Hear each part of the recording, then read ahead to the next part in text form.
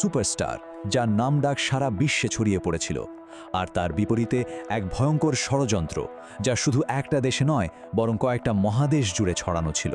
আজকে আমরা দেখব সিদ্ধু মুসেওয়ালার এই চাঞ্চল্যকর হত্যাকাণ্ডের পেছনে জটিল রহস্যটা আসলে কী ছিল। ভাবুন তো একবার, একজন গ্লোবাল সুপারস্টার, তাকে দিনের আলোয় সবার সামনে নৃশংসভাবে খুন করা হলো। এটা কিন্তু শুধু একটা সাধারণ খুন ছিল না, এটা ছিল ক্ষমতার একটা ভয়ঙ্কর শো অফ, একটা চিলিং মেসেজ, তাই না? কিন্তু আসল প্রশ্নটা তো অন্য জায়গায়। কেন? ঠিক কী কারণে এত জনপ্রিয় একজন স্টারকে এইভাবে মরতে হলো? চলুন এই রহস্যের গভীরে একটু ঢোকা যাক। দেখুন, এই পুরো ঘটনার মূলে কিন্তু দুজন মানুষ, একেবারে দুই মেরুর দুজন। একজন হলেন সুপারস্টার সিঙ্গার আর অন্যজন কুখ্যাত এক গ্যাংস্টার। আর তাদের এই সংঘাতই কিন্তু পুরো গল্পটাকে সামনে নিয়ে যায়।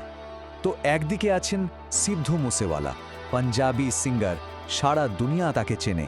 হ্যাঁ, কিছু বিতর্ক ছিল, কিন্তু জনপ্রিয়তা ছিল আকাশ ছোঁয়া।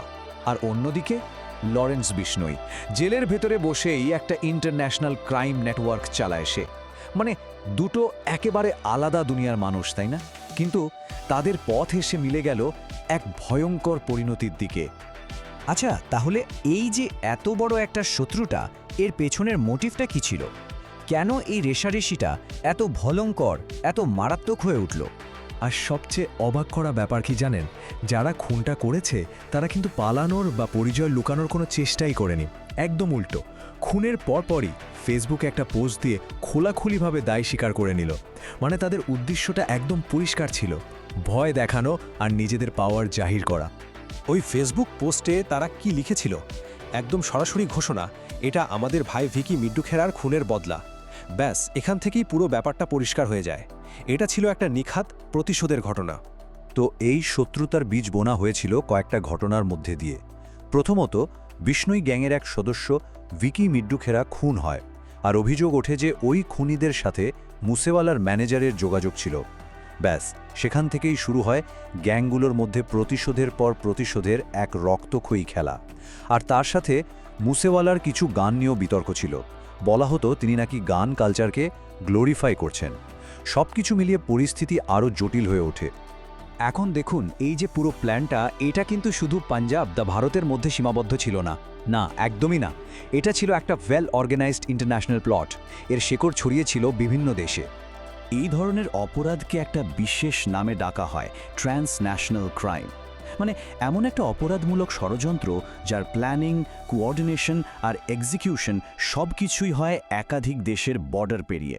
মুসেওয়ালার ক্ষেত্রে কিন্তু ঠিক এটাই ঘটেছিল। ব্যাপারটা ভাবলে অবাক লাগে। এই খুনের চেইন অফ কমান্ডটা দেখুন। অর্ডারটা আসছে ইন্ডিয়ার একটা জেল থেকে।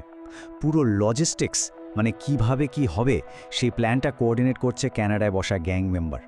আবার অস্ট্রেলিয়া থেকে সাপোর্ট দিচ্ছে অন্য সহযোগীরা। আর ফাইনালি শুটাররা সেই প্ল্যান মতো পাঞ্জাবে অ্যাটাকটা করছে।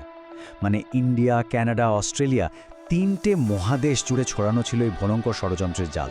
তো এত বড় একটা ইন্টারন্যাশনাল প্লট তো হলো, কিন্তু বাস্তবে মানে ঘটনাস্থলে ফাইনাল অ্যাট্যাকটা কিভাবে ঘটানো হলো? চলুন এবার সেই দিকে একটু নজর ফেরাই। ঘটনা ২৪ ঘন্টা আগে কি হয়েছিল দেখুন। খুনের ঠিক আগের দিন মুসেওয়ালার যে অফিসিয়াল সিকিউরিটি ছিল সেটা তুলে নেওয়া হয়। ষড়যন্ত্রকারীদের জন্য এটা একটা বিশাল সুযোগ ছিল, তাই না? আর খুনের দিন তিনি যখন নিজের গাড়িতে করে বাড়ি থেকে বেরোলেন, ঠিক তখনই প্ল্যান মাফিক হামলাকারীরা তার গাড়ির পথ আটকে দেয়। আর তারপরে শুরু হয় এলোপাথারি গুলি। একটু ভেবে দেখুন, হাজার হাজার কিলোমিটার দূর থেকে একটা ঠান্ডা মাথায় প্ল্যান করা হলো, আর তার এমন হিংস্র পরিণতি ঘটল। এটা আসলে দেখিয়ে দেয় যে আজকের দিনে টেকনোলজি আর গ্লোবাল নেটওয়ার্ক ব্যবহার করে কতটা ভয়ঙ্কর কাজ করা সম্ভব। তো পুরো ঘটনাটা শোনার পর একটা প্রশ্ন কিন্তু মাথায় ঘুরপাক খায়।